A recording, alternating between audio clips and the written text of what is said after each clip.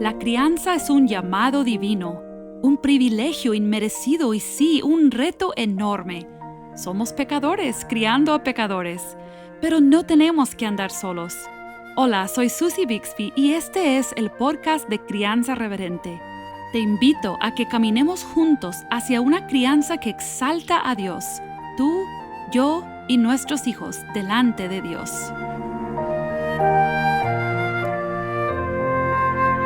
Vivimos en un mundo caótico que mide la productividad y el valor de la vida de maneras visibles y activas.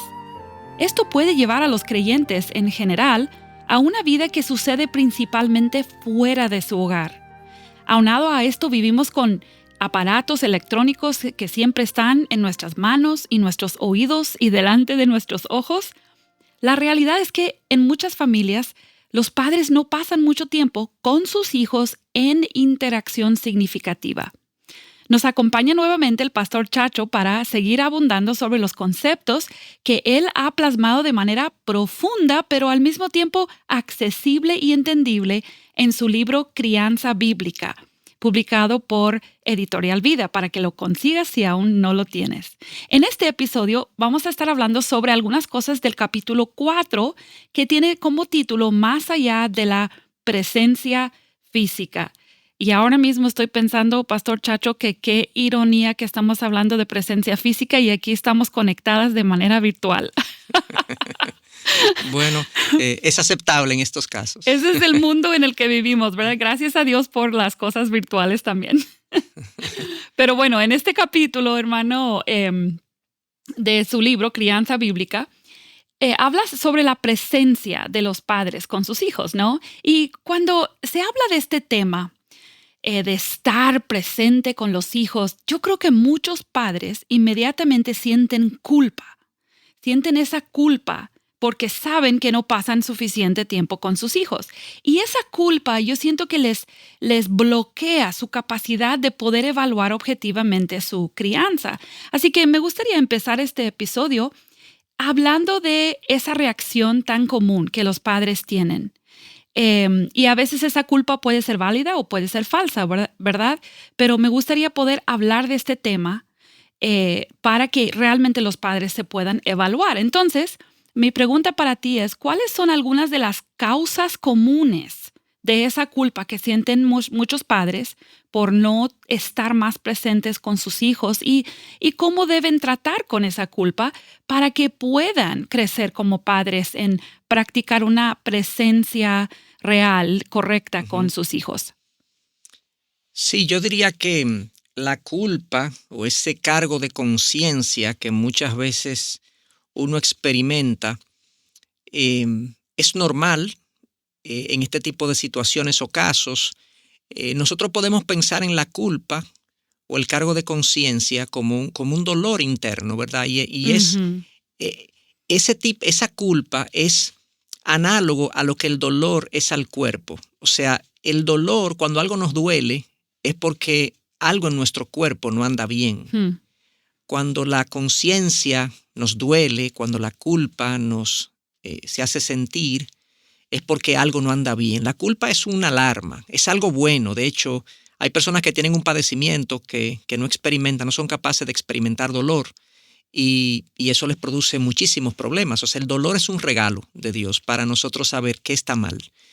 Y la culpa es un dolor interno que nos ayuda a saber que algo no está bien. Como tú dices, hay a veces que es una culpa legítima o válida, o otra culpa que no es válida ni legítima, y la culpa legítima es aquella que experimentamos por cosas que realmente estamos haciendo mal, y la culpa que no es legítima o que es falsa es cuando nos sentimos culpables cuando realmente no deberíamos sentirnos así, porque no es nuestra responsabilidad o porque hemos estado haciendo todo lo posible porque esa realidad cambia y no ha cambiado. Y entonces, dicho eso, la culpa es algo normal, esperable en una conciencia que funciona. ¿Cuáles son las causas? Bueno, la causa por la que mucha gente experimenta la culpa de no estar con sus hijos es precisamente porque la sociedad moderna en la que vivimos nos succiona y no nos deja estar con nuestros hijos todo el tiempo que nosotros entendemos deberíamos estar. Ciertamente eso es lamentable, es penoso. pero es así. Y esa es la razón por la que mucha gente experimenta esta sensación de que no está haciendo lo que debe para estar con sus hijos. Y el problema de esta culpa no es la culpa en sí, que es buena, como dijimos, si es que estamos pasando demasiado tiempo separados de nuestros hijos. El problema es lo que esta culpa produce, y es que produce una paternidad disfuncional.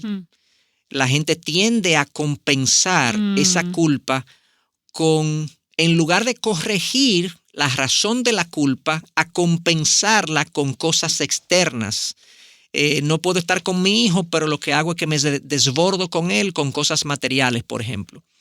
O me desbordo con él no poniéndole restricción y límites para que él sienta que yo nunca le pongo impedimento a lo que él quiere, para que se sienta bien conmigo. O sea, yo trato de comparar a mi hijo con cosas que le otorgo, le entrego, le concedo, producto de lo mal que me siento por no estar con él.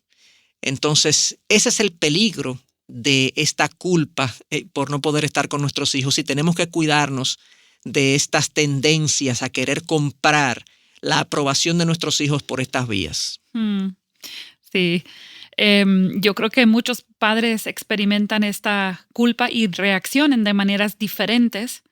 A veces las mamás pasan, se sienten culpables, entonces reaccionan, pasan quizás más tiempo con sus hijos en un día, pero sintiendo que se están ganando el derecho entonces a pasar toda la tarde o noche viendo su serie, y así no le hacen caso, ignoran a su esposo.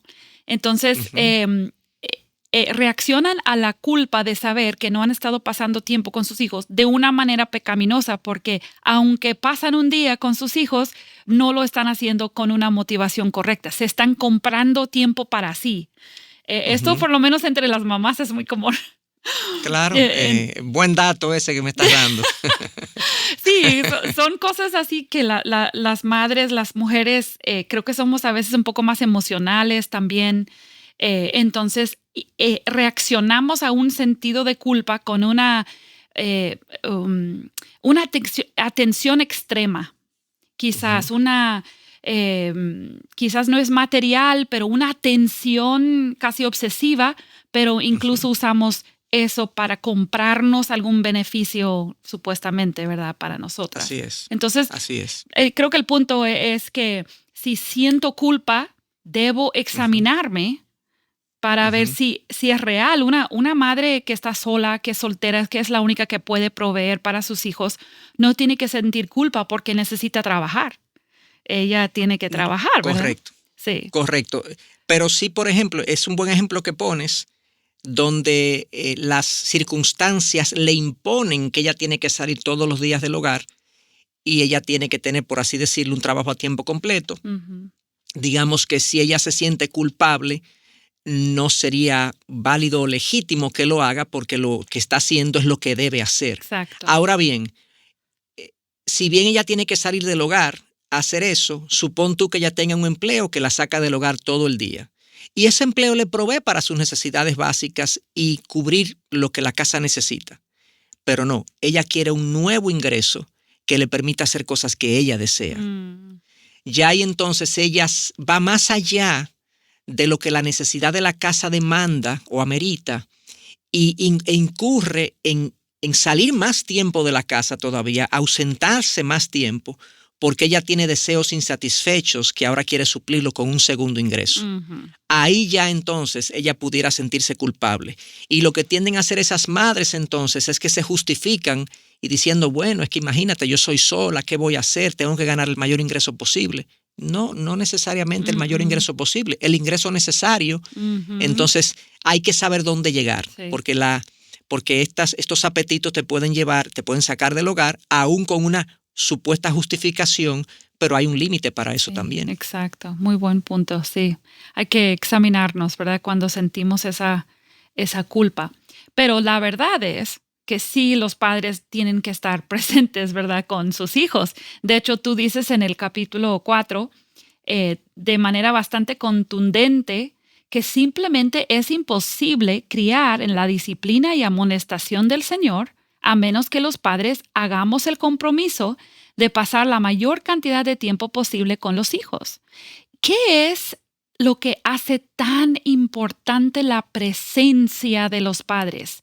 O sea, ¿no hay alguna otra alternativa para padres que tienen otros sueños o que simplemente no logran organizarse la vida? Bueno, la pregunta, cuando la haces así, cualquiera podría tener una opinión personal. Bueno, yo creo, yo entiendo, yo opino, pero ¿qué opina la palabra de Dios? O sea, cuando uno destila lo que la Biblia indica acerca de lo que el rol de los padres, la conclusión a la que llegamos es que debemos tratar de pasar el mayor tiempo posible con nuestros hijos. Eso no se ve igual en todas las casas, en todas las familias, porque hay realidades distintas. Yo no quiero pasar aquí una regla legalista que diga tiene que ser tantas horas al día, todo el mundo, papá y mamá. Eso cada quien tiene que resolverlo en función de sus circunstancias particulares. Pero el principio es, dadas las circunstancias que te ha tocado vivir, trata de pasar la mayor cantidad de tiempo posible con tus hijos. Quizás tienes que dejar un hobby, quizás tienes que dejar un ingreso en el hogar, o sea, dejar de percibir un ingreso. Quizás tienes que dejar de frecuentar ciertas actividades que a ti te parecen placenteras, pero sobre todo en la primera etapa de los hijos, en la etapa temprana de desarrollo emocional y psicológico de nuestros hijos, los primeros 12 años yo le llamo, es fundamental que el padre y la madre estén la mayor cantidad de tiempo posible. Luego de ahí sigue la necesidad de estar presentes. No quiero limitarlo a los primeros 12 años, pero esos son los 12 años más importantes. Uh-huh. ¿Y por qué es eso? Bueno, por diferentes razones. Un niño entiende que su padre lo ama cuando su padre pasa tiempo con él. Él no tiene a los 2 años, a los 1, 2, 3, 4. A veces él ni siquiera entiende lo que implica cuando se le dice te amo, mi hijo. Él no lo entiende, no entiende en toda su profundidad. Ya a los 4 años le entiende el concepto de te amo, el concepto de te quiero, él lo entiende. Pero él no entiende todas las implicaciones de esa expresión. ¿Cómo un niño entiende que es amado cuando el niño se siente cerca, siente a su papá que está ahí, siente que su papá le pone atención, siente que su papá juega con él? Cuando digo papá, mamá, ¿no? Uh-huh. El progenitor. Sí. Así es que el niño percibe. Y alguien llegó a decir que tiempo en el lenguaje de los niños, amor en el lenguaje de los niños se deletrea tiempo. Y yo creo que es así. Y esa es una de las razones por las que es de vital importancia que pasemos tiempo. La segunda razón es que la crianza es una labor que se alimenta de las oportunidades que se presentan. Cuando mi niño hace algo incorrecto, reprensible, yo debería estar ahí para reprenderlo en ese momento. Cuando mi niño hace algo elogiable, aplaudible, yo debería estar ahí para hacer eso y estimularlo y alentarlo. Entonces, cuando no estoy ahí, sencillamente pierdo las oportunidades que la crianza me ofrece, que el tiempo me ofrece para poder hacer lo que de manera pertinente corresponde hacer.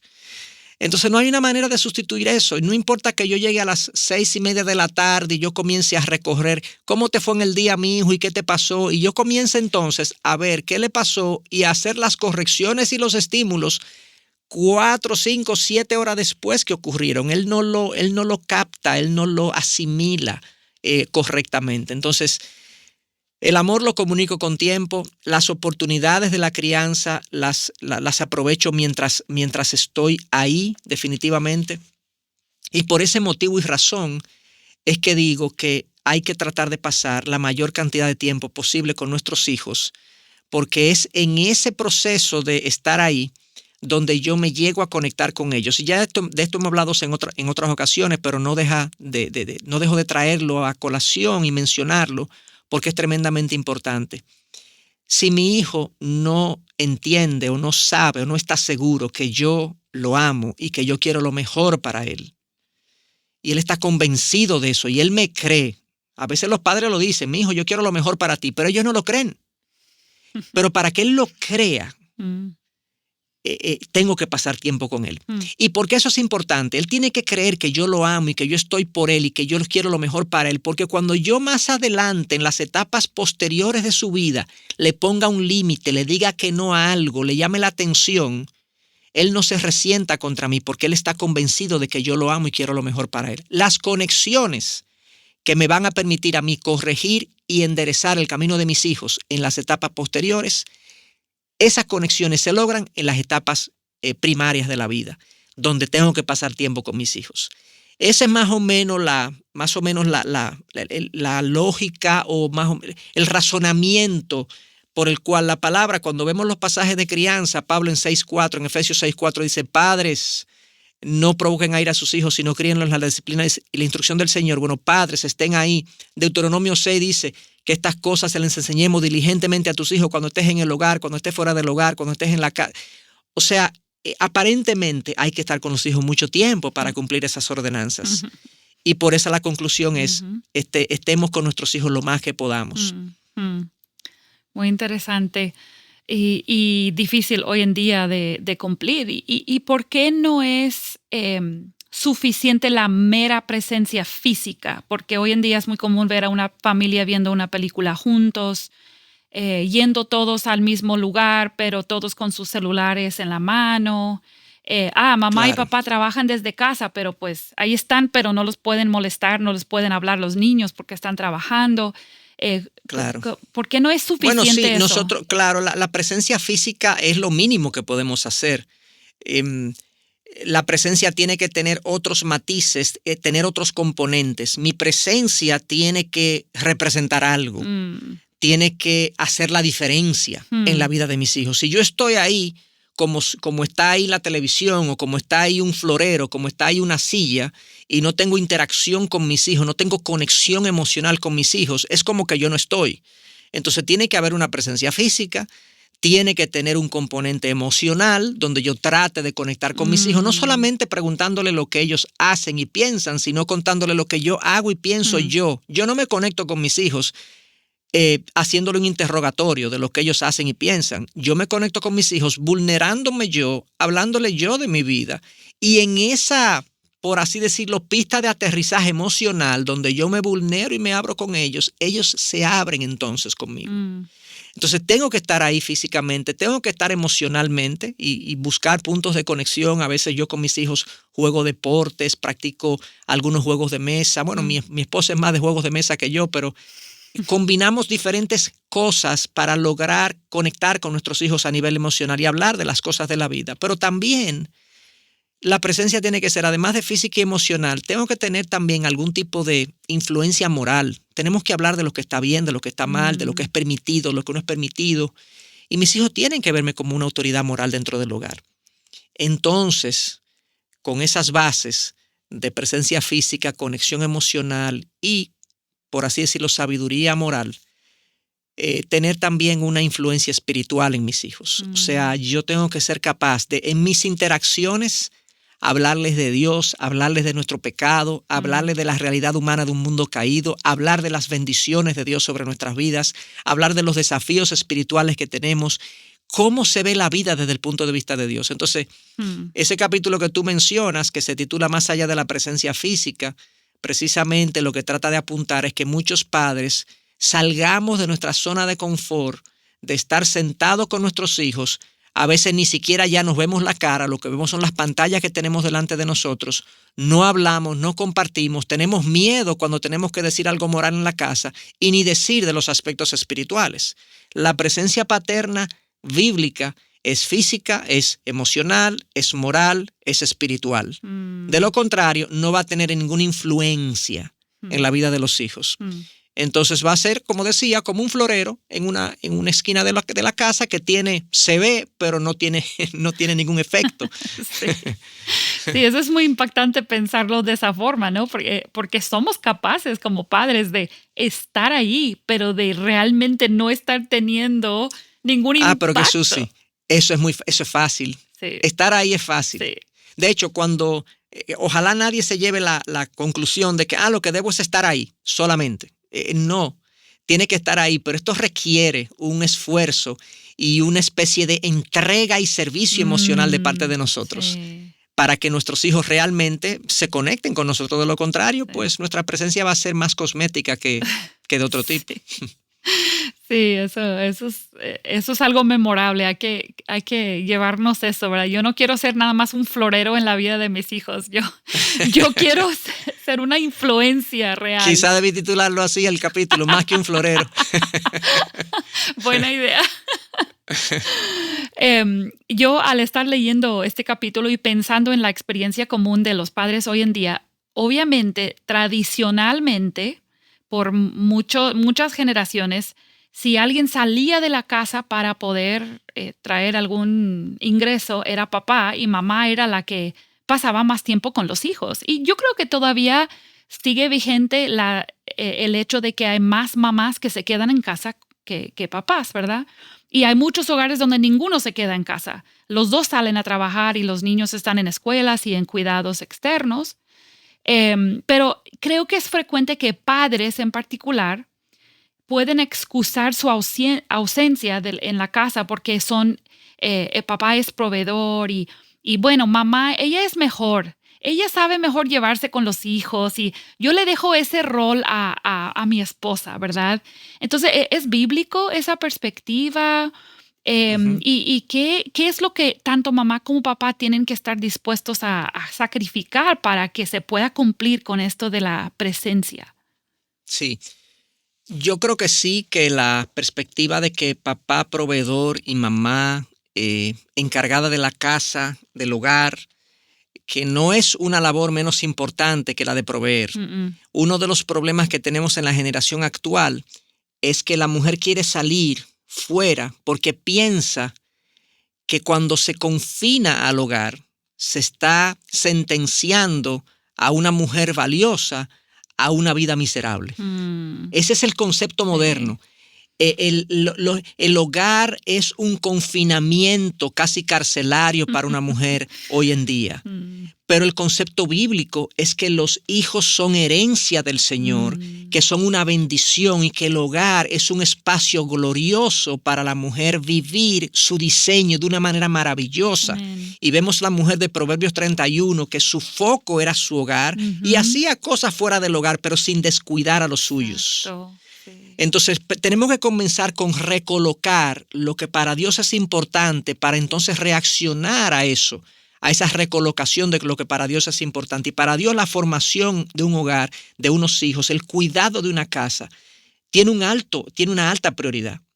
Entonces el hombre sale, la mujer cuida, el hombre provee, la mujer nutre a los suyos, emocional y demás.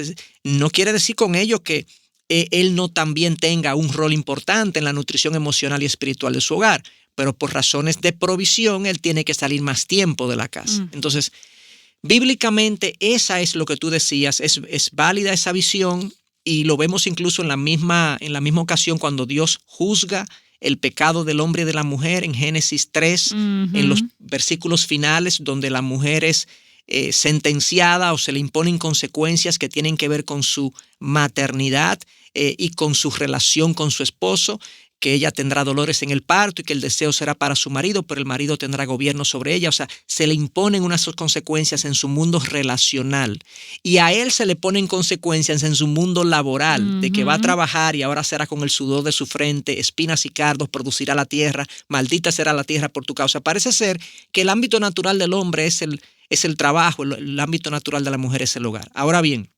somos un equipo y el trabajo del hombre afuera es importante para la mujer también. La mujer debe ser para el hombre estímulo para que él haga una buena labor fuera.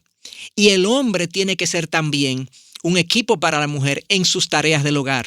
Y él tiene también un rol protagónico, por así decirlo, en la formación de los hijos, en la unión con su mujer y como un equipo entonces invertirse en sus hijos. Y de hecho, a lo largo de la Escritura, en el libro de Proverbios se habla de la instrucción de la madre, de la instrucción del padre.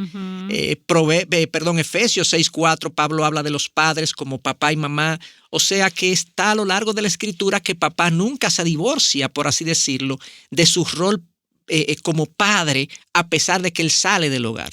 Entonces, Dicho eso, ciertamente es difícil hoy en día con estas ideas de que el trabajo de la mujer en el hogar no es valioso, pues cambiar esa forma de pensar es muy difícil, pero es un acto de fe que hacemos. Y hay familias que yo conozco que han hecho ajustes familiares, ajustes en sus presupuestos para que la esposa pueda quedarse en el hogar, cuidando a sus hijos, sobre todo cuando están más pequeños. Ya cuando los hijos logran cierta edad y ya están, por así decirlo, en una etapa diferente de la vida, que no está en esa etapa temprana de formación, la madre puede pensar en un trabajo a tiempo parcial, un trabajo desde el hogar. Hoy en día la virtualidad entrega muchísimas oportunidades, algunas madres que pueden hacerlo, pero yo siempre supedito eso, menciono que eso hay que hacerlo, se hace siempre y cuando haya la necesidad de hacerlo. Porque cuando la mujer lo hace, porque no me siento realizada como mujer, estando en la casa solamente, yo me pregunto, bueno, pero ¿tú has entendido bien lo que Dios te ha entregado y te ha puesto en las manos? ¿Será que te falta apreciar y atesorar eso de una mejor manera para que tu plenitud provenga de tu obedecer a Dios en el rol que Él te ha entregado? Porque a veces es porque siento una falta de plenitud, porque tengo esa idea de la generación moderna de que la mujer se realiza no es en el hogar, sino que se realiza fuera del hogar. Entonces, la verdad que es tenso esto. Y en el caso del padre, por ejemplo, yo le hago un llamado especial a los padres. Como decía hace un momentito, esto es un trabajo de equipo. La formación de los hijos no es responsabilidad de la mujer. Se nos ha dado a ambos el regalo de ser padres. Papá y mamá juntos reflejan la unión de Cristo con su iglesia. Y esa unión de Cristo con su iglesia, al ser observada por los hijos, vivido de una manera adecuada, es la mejor plataforma para la crianza. De hecho, yo puedo ser un buen padre, por así decirlo, en mi relación con mi hijo, pero si no tengo una buena relación de matrimonio y de equipo, yo voy por así decirlo, a boicotear el trabajo que estoy haciendo como padre. La mejor plataforma desde donde ser padre es un matrimonio cercano, unido, trabajando como un equipo, unidos en las instrucciones que le damos a nuestros hijos, donde el hijo vea esa danza entre un hombre y una mujer, creados ambos a imagen y semejanza de Dios, interactuando, sirviéndose, perdonándose, amándose, dando instrucciones y uno obedeciendo y uno sirviendo. O sea, es algo hermoso que se ve en el hogar cuando funciona bien y los hijos son beneficiados con ello. Entonces, ciertamente, como tú decías, bueno, ¿qué sacrificio hay que hacer? Bueno, a veces el padre tiene que dejar un hobby quizás en las etapas tempranas de sus hijos para dedicarse a su paternidad. Quizás la mujer tiene que dejar un trabajo, quizás el hombre tiene que dejar algo que a él le place porque la demanda que hay en la casa así lo requiere. Y ojo, nosotros estamos hablando de crianza a nivel general, pero hay muchos hogares y de manera sorprendente, yo me he percatado que es más de lo que yo pensaba, donde hay casos especiales, donde requiere todavía más atención. O sea, hay niños con disfunciones, hay niños con necesidades especiales, hay niños que requieren una atención que va más allá de lo que estamos hablando.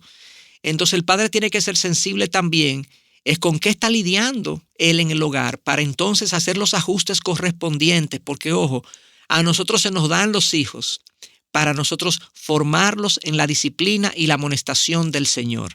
O sea, nosotros estamos llamados a servir a nuestros hijos, a ver qué ellos necesitan para que ellos reciban esa amonestación e instrucción del Señor. Entonces, hay que hacer lo que hay que hacer para que esto salga bien, por así decirlo, y que Dios sea complacido y que hagamos nuestra labor como si Dios mismo lo estuviera haciendo.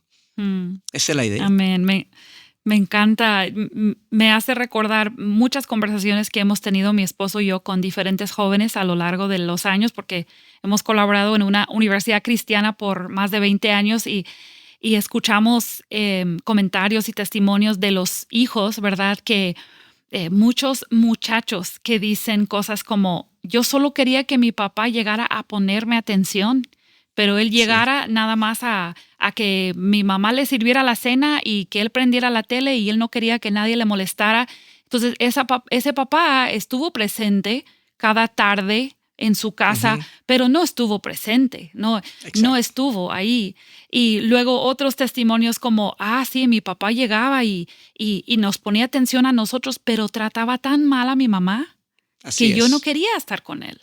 Entonces ahí está, o sea, lo que tú dices es que el papá tiene que, en las horas que sí tiene, porque tiene que proveer, ¿verdad?, para su familia, pero en las horas que tiene, yo recuerdo el testimonio de un hermano que decía que él tenía un lugar específico donde él detenía el carro unos 5 minutos antes de llegar a su casa del trabajo para orar, porque él venía estresado y cansado del trabajo, pero que él quería llegar a su casa para servir a su familia. Quizás eso puede ser una actividad, ¿verdad?, para los padres. Excelente recomendación. O sea, claro, necesitamos la fuerza del Espíritu porque no es fácil. Yo soy hombre, trabajo fuera, vengo cansado también y lo que estoy diciendo me confronta a mí mismo, pero es el llamado que tenemos. Amén. Que Dios nos ayude tanto a las mamás como a los papás, ¿verdad?, a abrazar este llamado. Y mientras estabas hablando, yo pensaba, es el valor que le ponemos. O sea, si le ponemos el valor que Dios le pone a la crianza, no nos duele dejar hobbies y dejar ingresos que proveen cosas extras. Pero a veces es un problema de los valores de nuestro corazón, ¿verdad? De ídolos en el corazón, así es. Entonces, eso también, que Dios nos ayude, que vengamos delante de Dios y le pidamos que nos enseñe nuestros ídolos para que podamos ser esos papás que valoren lo que Él valora.